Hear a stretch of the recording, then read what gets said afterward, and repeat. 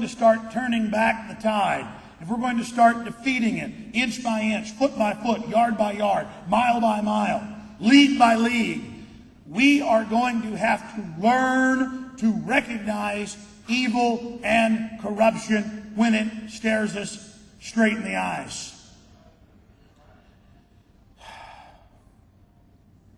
The good news is, evil has always failed throughout history. Evil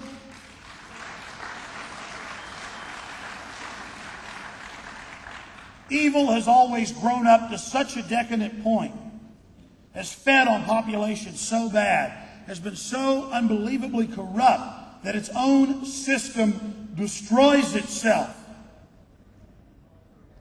Think about the cold-blooded nature of this establishment, the things they do, and we empower it by going along with it.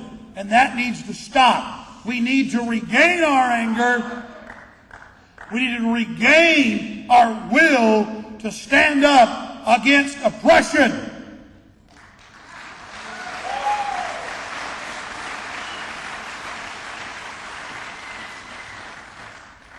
People always thank me for what I do.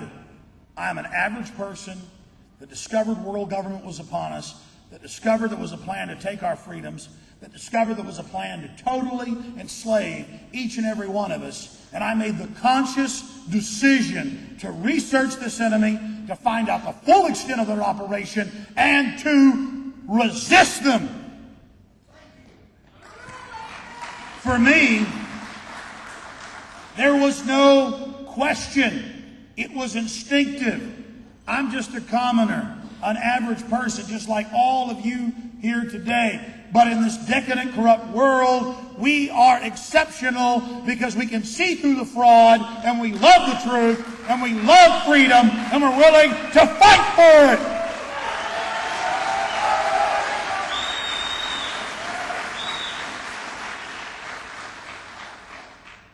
So people ask me, is there hope? Look at the hope all around you. You have to first believe that you can affect change. You have to first believe and understand historically that it's always minorities of people that affect great change. That's why the establishment is so afraid of all of you, because you are great leaders and you carry that spark of understanding and the love of the free, dynamic human spirit in you. And together we are an army that is unstoppable.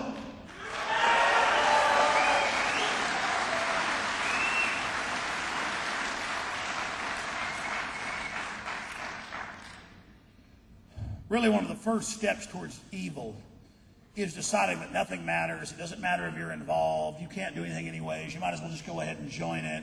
There's nothing you can do. That's the way it's always been. Oh, so what? The elite have always ruled the people. The elite we have running our world are totally decadent. They're hateful of you having a good life. They're hateful of you being free. They're like every other elite we face throughout history. They're totally unhappy. And they believe that by pressing on the raw nerve of power, by exercising raw power, that somehow they will quench their thirst. They're following a lie. They've been scammed themselves. And people who say, well, is there any hope? We don't have a choice. When you research what the globalists really want, when you find out what their true plans are, they are so nightmarish that when you face them in all of their horror, if you still have any humanity left in you, you will throw yourself against this machinery and resist it 110%.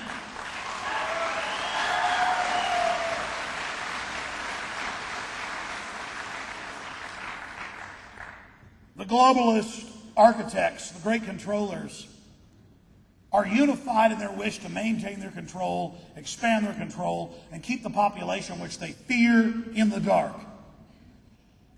But for the first time in modern history, in the last 5 years, we've seen splits within the elite, splits within the Bilderberg Group, splits within the Council on Foreign Relations. Many sectors of the elite see what the neocons are doing and see that they are escalating the plan so far forward, fast-forwarding it, that it's endangering their whole system. And we have to go in and use that breach, use that wedge that has been created and drive it even wider. Because the survival instincts of even some members of the elite are now kicking in. Oh, they thought about this plan, they talked about this plan, they implemented this plan. But now, as it goes into position, now as it's beginning to unfold, they began to see what they're really creating. The stench of Black Death is all about it. And many of them are revolted by it. And I say, good!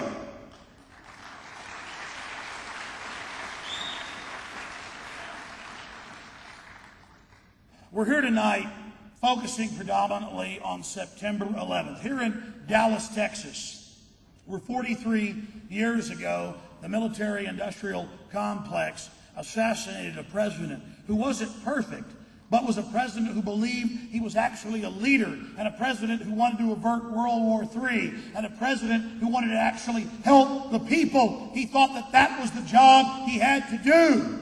And so, those that wished to dominate and control the system murdered him just a few miles from where we are tonight. And the establishment thought that we were so stupid that we would go along with their ridiculous official story, the execution of a president in broad daylight, in contravention of all the established laws of physics and common sense. But we didn't have the alternative media 40 years ago. So the truth grew slowly until today in national polls, 90+%, depending on the poll, between 85 and 95% in the polls I've seen, say they believe the government killed John F. Kennedy. We have won!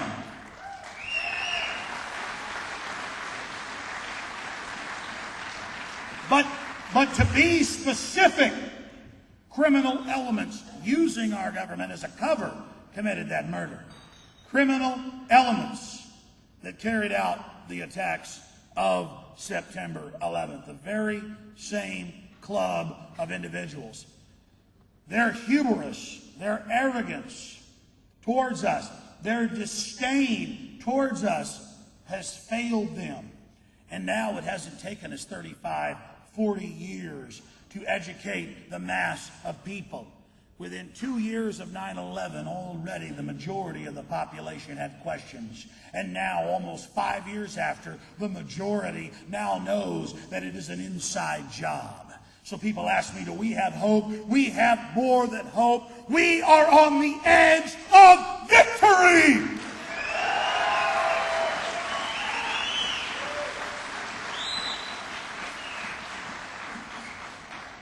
It all begins with knowing the truth and then exposing that truth and prosecuting that, exposing the lie, destroying the lie, and waking up the people in your immediate circle and those without that circle. I know we can have this victory. I know that we have incredible power. They tell you can't fight taxes. They tell you can't fight City Hall. They mix in those terms with truths like you can't fight death. You can't fight death, my friends. It comes to us all. But you can fight death and taxes, and you can expose this system. And that's the equivalent of a Tokyo Rose telling you to lay down GI. You can't defeat this system when they tell you that you're nobody and they tell you that you cannot resist that system. It is because they are scared to death of you.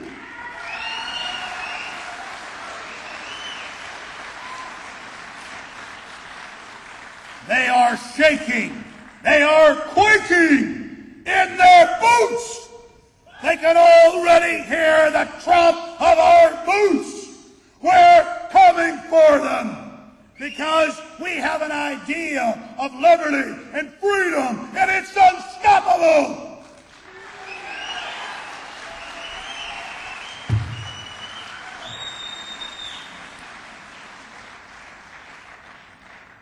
They can kill flesh and blood, but they cannot kill the truth, and they never never will.